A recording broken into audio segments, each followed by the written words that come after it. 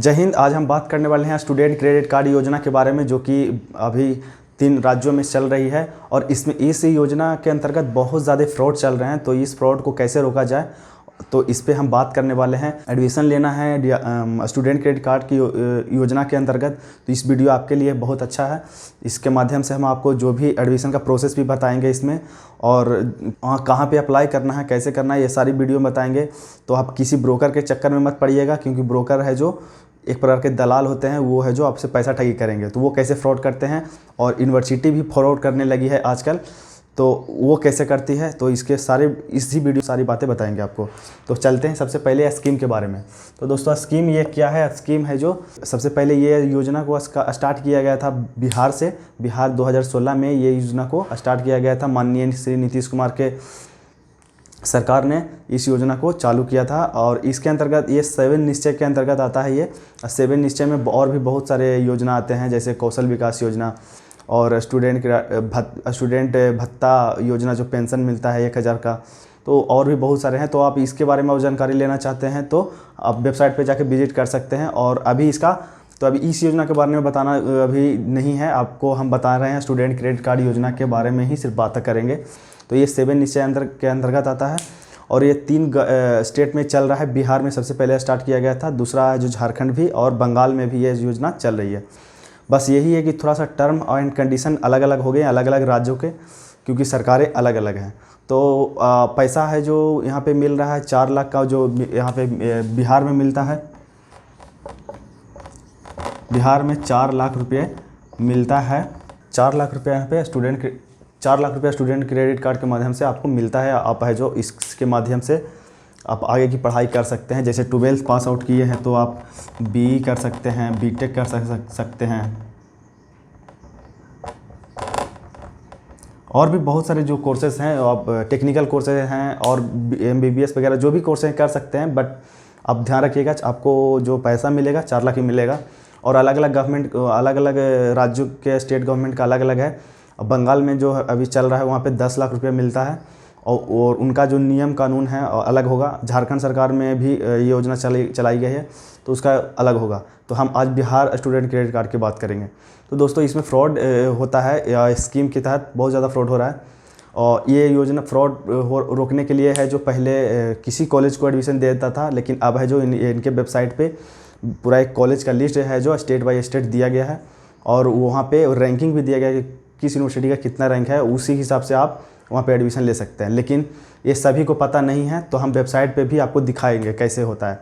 आपको कोई किसी ने बताता है, या कोई दोस्त हैं आपके जो एडमिशन पहले करवा चुके हैं, वो भी है जो किसी ब्रोकर के थ्रू करवाते हैं।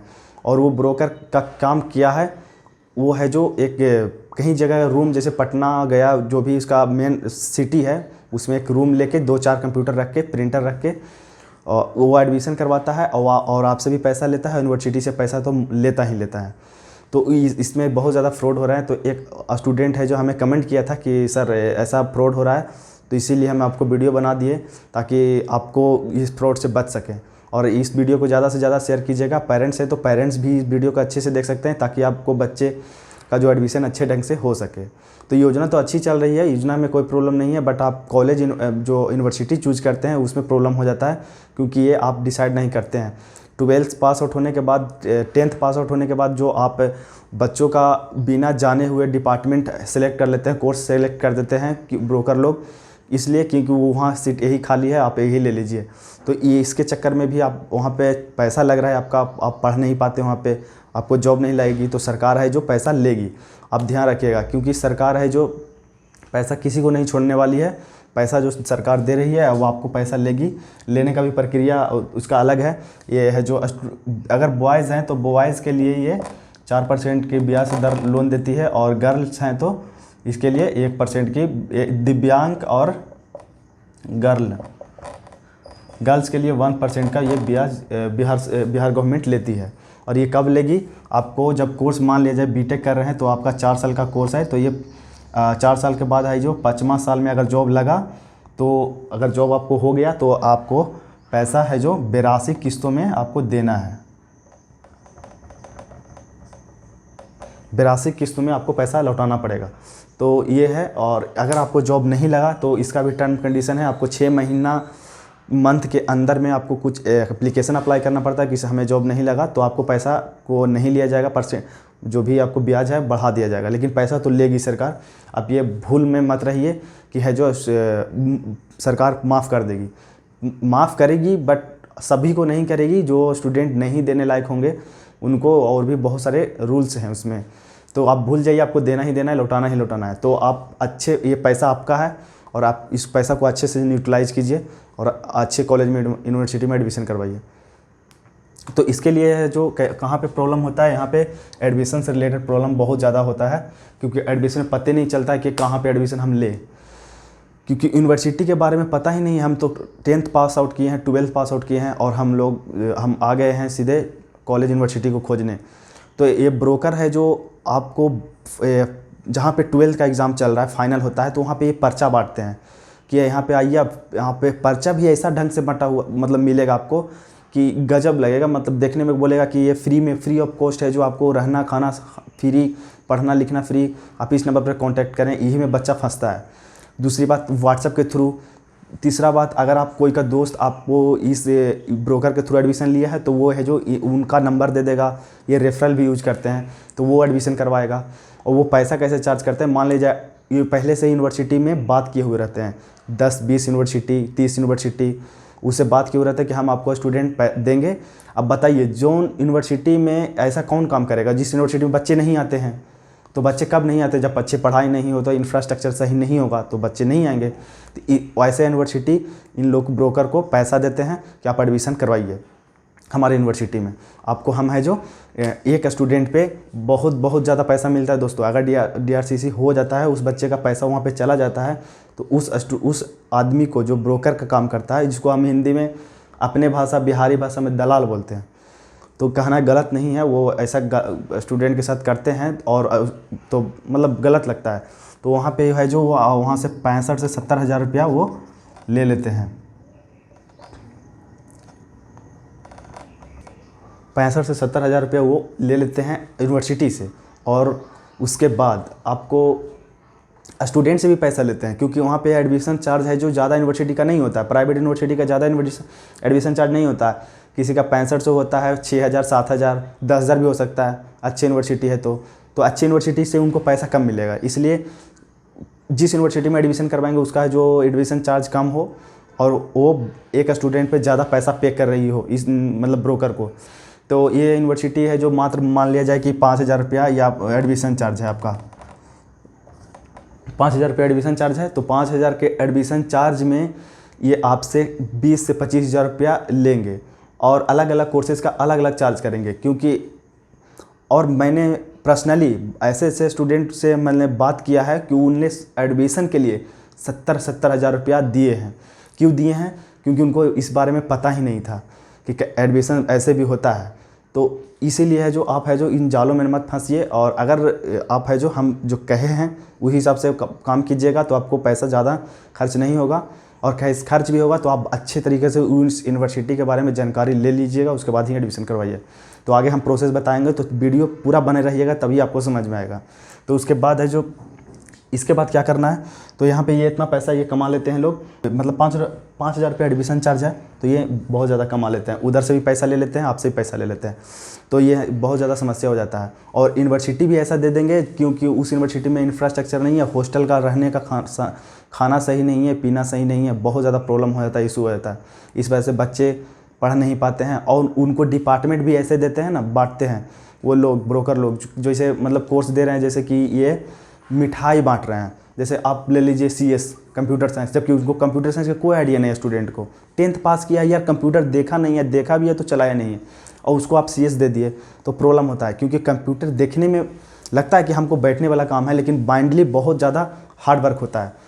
और आपको सिविल इंजीनियर है, मैकेनिकल इंजीनियर है और इलेक्ट्रिकल इंजीनियर, इसमें माइंड का काम तो है बट हार्ड वर्क उसमें आ जाता है, तो माइंड उतना का काम नहीं करता। लेकिन इसमें कोडिंग एल्गोरिदम समझने में आदमी बहुत ज़्यादा प्रॉब्लम होता है। अगर मैथ्स है, कैलकुलेशन करना होता है, डायग्राम बहुत ज़्यादा है करना पड़ता है। तो आप है तो आए हैं बिहार बोर्ड से, तो ऐसा नहीं कहते हैं कि बिहार बोर्ड के स्टूडेंट है जो पढ़ने में ठीक नहीं होते, नहीं ठीक होते हैं, ऐसा कोई दिक्कत नहीं है, बट उनका जो जो माहौल है वो माहौल नहीं मिल पाता है।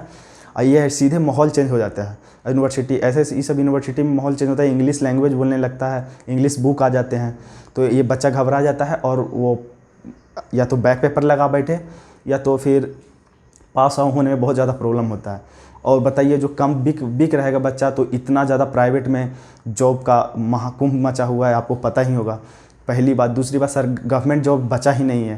तो ये और इधर ये देख ही सकते हैं आप, इतना जो चल रहा है क्राइसिस योजना, अग्निपथ योजना के बाद में आप देखिए इतना ट्रेन चलाया गया। तो ये सब है जो स्कीम लगभग से गवर्नमेंट सेक्टर को ख़त्म किया जा रहा है और प्राइवेट सेक्टर में बहुत ज़्यादा भीड़ है। तो जॉब आपको जब तक आप अच्छे पढ़ने में नहीं होइएगा, आपको जॉब नहीं मिलेगा। तो वहाँ पे इंटरव्यू लिया जाता है, जो भी कंपनी आती है।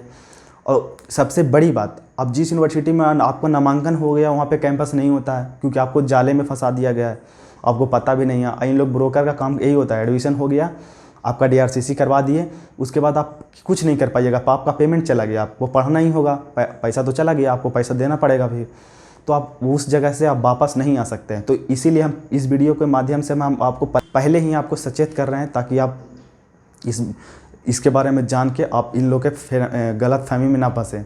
और आपको ब्रोकर के थ्रू तो एडमिशन करवाना ही नहीं है, आपने खुद को मतलब एनालाइज करना है कि कहाँ पे यूनिवर्सिटी में अच्छा एडमिशन होगा। तो ये है जो एडमिशन का प्रोसेस हम बताते हैं। सबसे पहले करना क्या है कि इन लोग से बात ही नहीं करना है, इन लोग से पर्चा बांटे कोई मतलब नहीं है। और भी है जो दोस्त बताए कि यहाँ पे ले लो इन सर से एडमिशन, बाद में आपको कोई सपोर्ट नहीं मिलेगा, वो जानते भी नहीं हैं आपको, एडमिशन करवा देंगे, उनको पैसा बन गया। और बहुत ज़्यादा पैसा कमाते हैं इन लोग, बहुत मोटे मोटे रकम ये कमा के। हम बहुत लोग ऐसे जानते हैं, जैसे पटना में हम गए थे एक जगह, इनका कोई स्पेसिफिक जगह नहीं होता है, कहीं भी आप एक रूम लेंगे, बोर्ड वोर्ड लगाते ही नहीं है, इनको ये काम ही नहीं, तो ये गलत धंधा है ना। नीतीश सरकार की जो भी है सरकारी योजना चला रही है, अगर आप ऐसे पकड़ा जाते हैं तो प्रॉब्लम हो जाता है। और गलत तरीक़े से यूनिवर्सिटी बिहेव करने के कारण है भी बहुत सारे यूनिवर्सिटी को ब्लैक लिस्ट कर दिया गया। क्योंकि आप नाम बहुत सारे यूनिवर्सिटी को, कॉलेज को जानते होंगे कि अभी है जो 24 यूनिवर्सिटी को ब्लॉक किया गया है, कि इसलिए क्योंकि उस यूनिवर्सिटी को पैसा नहीं मिलेगा, उसने गड़बड़ी की है, एडमिशन है जो धांधली के रूप में ले लिया है। और वहाँ पे स्टूडेंट का जो कुछ भी मतलब ज़्यादा वहाँ के पे स्टूडेंट का जो एडमिशन था वो मान लिया जाए 500 था या 400 था, 480 स्टूडेंट का एडमिशन था, तो ये एडमिशन ले लिए 912 स्टूडेंट का ये एडमिशन ले लिए। तो ये तो गलत नाजायज़ हो गया। और ये अलग अलग डिपार्टमेंट बना के इनको तो पैसा कमाना है तो बना देंगे।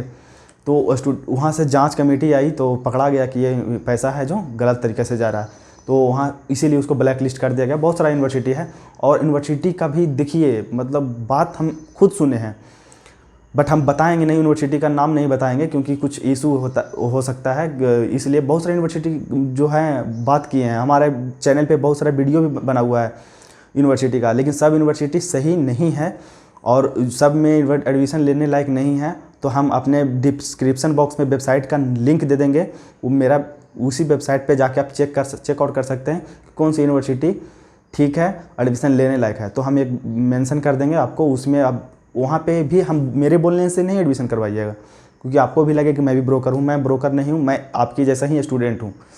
तो ये है जो आपको इस जाल में नहीं फंसना है, इसलिए मैं ये इस चक्कर में बहुत फंस गया इससे लिए हम पूरा रिसर्च करने के बाद हम इस वीडियो को बना रहे हैं।